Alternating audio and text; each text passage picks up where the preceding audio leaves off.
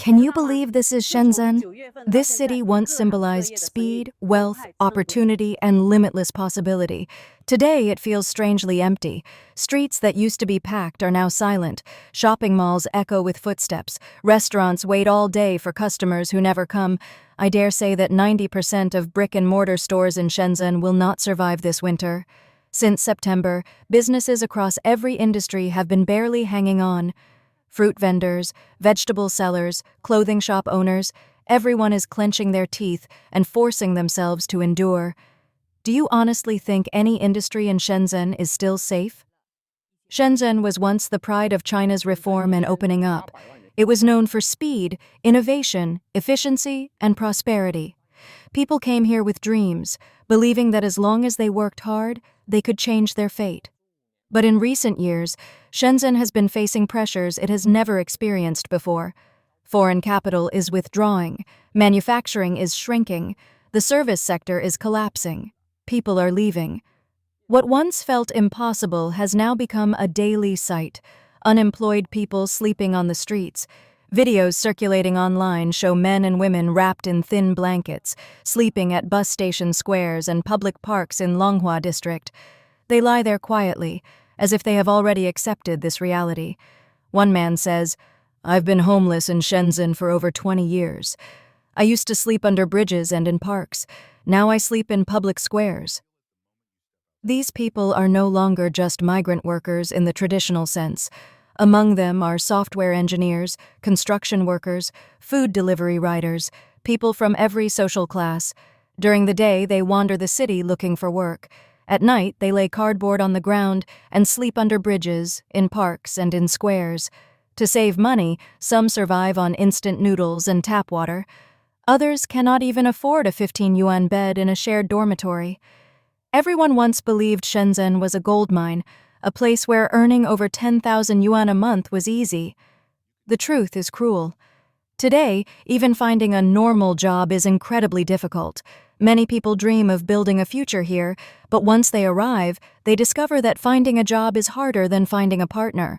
Factories are always recruiting, month after month, year after year.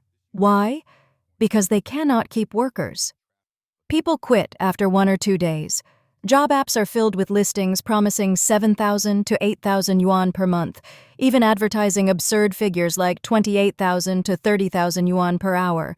But ordinary people can't get these jobs at all. Most end up earning only 5,000 to 6,000 yuan, and that's only if they're lucky enough to get hired.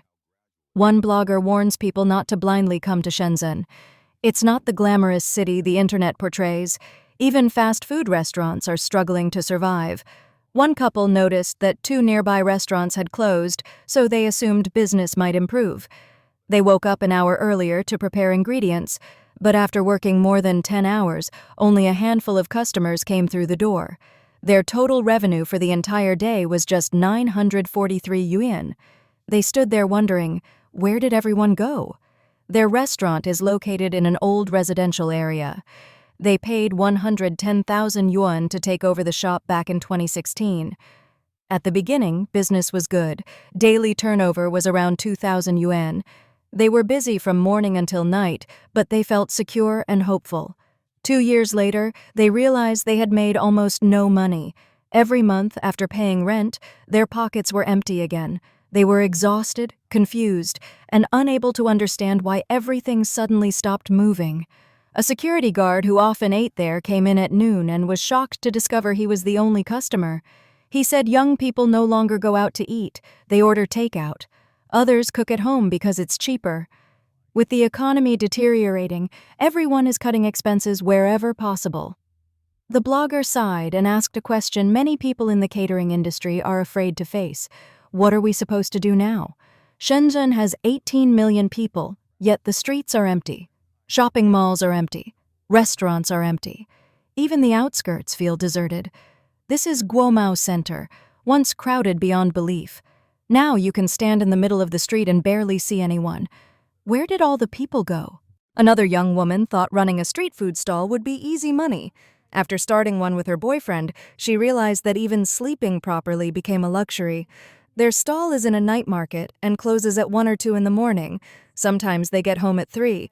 After closing, they still have to edit videos, often staying up all night. She says her boyfriend, Tianyu, has changed. He's under more pressure, more meticulous, more mature. He notices her flaws and points them out. She sees him exhausted, wavering, wanting to quit. But then he asks himself, if we give up now, what else can we do? Every new job means starting from zero, so he chooses to endure, believing that persistence might still bring a reward. Then there's rent. Everyone knows Shenzhen is expensive, but many people don't realize how absurd it has become. One woman pays 4,000 yuan a month in Futian district. Many people earn only 4,000 yuan per month, yet that entire income disappears into rent. She says she's paying for sunlight. At least her room gets some sun, unlike cheaper, damp single rooms where daylight never enters. But after moving in, she discovers the apartment is in an urban village on the 4th floor with no elevator, right next to the street. Downstairs, shops open and close at all hours. Metal roller shutters slam up and down day and night. Delivery riders honk their horns just as she's about to fall asleep. Living there feels like sleeping on an open highway. She can hear people sneezing and whispering downstairs. Worse still, it's a handshake building. Every morning at 6 or 7, noise from the neighboring building wakes her up. She never imagined that spending 4,000 yuan in Shenzhen would buy such an unbearable living environment. People often ask what industries still thrive in Shenzhen. The answer is simple. Big corporations like Huawei and Tencent, and export-oriented businesses such as cross-border e-commerce. In the past 2 years, countless e-commerce companies have emerged, but the market is limited. Everyone is fighting over the same pie. After labor costs and expenses, there's almost nothing left. Making money has become extremely difficult. Many small businesses in Shenzhen now have fewer opportunities than those in inland cities. Labor costs are 3 to 5 times higher. Rent is 3 to 5 times higher. Technology is stagnant. Production is oversupplied. Everyone is doing the same thing: food, clothing, cheap electronics, with no originality. This is why Shenzhen is no longer a city for ordinary people. Salaries for unskilled workers are typically 4,000 to 6,000 yuan. Delivery drivers may earn more, but that money is paid for with their health and safety. Many small factories are already on the brink of collapse. Some won't survive next year. One factory owner who operated for 20 years says declining foreign trade orders forced him to shut down. Upstream suppliers demand cash immediately. Downstream clients delay payment for months. Wages must be paid on time. Rent and utilities don't wait. A factory can go bankrupt overnight. This is not pessimism. It's daily reality. 3 strange phenomena are now emerging. First, consumption has sharply declined. People no longer spend blindly. Even KTVs and massage parlors are struggling. Second, office workers are bringing homemade lunches. Companies are buying extra microwaves. Third, shopping malls are empty even on weekends. This doesn't mean people are pursuing spiritual fulfillment. It means consumer downgrading has reached its extreme.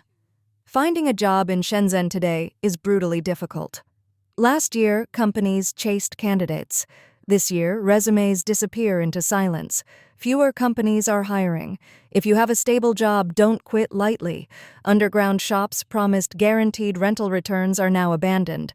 December has been disastrous. After October, all industries experienced a cliff-like decline. Clothing stores are drowning in inventory. Education and renovation companies have no customers. Everyone is tightening their belts. Dairen Street in Songgang is now nearly empty. Once lively, now silent. This isn't just about bad business, it's the collapse of an era. Shenzhen's rise was built on decades of Taiwanese and foreign investment. Now factories are relocating to Vietnam, India, and Indonesia. Equipment moves, workers are left behind. A Taiwanese businessman who withdrew after 20 years says rising costs, trade wars, political pressure, and inflation finally broke the model. Wages rose, but living costs swallowed everything. This is today's Shenzhen. Not a myth, not exaggeration, just reality. That's all for today. If this story resonated with you, remember to like, subscribe, leave a comment, and share it with others. Thank you for watching. See you next time.